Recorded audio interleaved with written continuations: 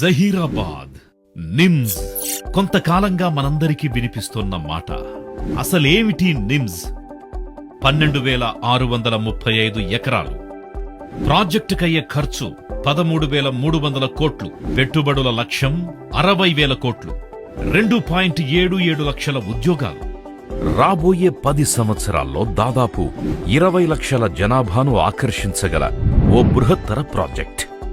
ఈ national investment and manufacturing zone అంటే నిమ్స్, జహీరాబాద్.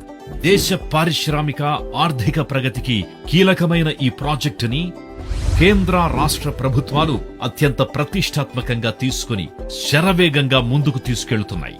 అందులో భాగంగా జహీరాబాద్ ని ముంబై హైవేని అలాగే రీజనల్ రింగ్ రోడ్డును కనెక్ట్ చేస్తూ 100 ఫీట్ రోడ్స్ నిర్మించ తలపెట్టాయి. ఈ కనెక్టింగ్ రోడ్స్ వల్ల ఈ ప్రాంత రూపురేఖలు పూర్తిగా మారనున్నాయి.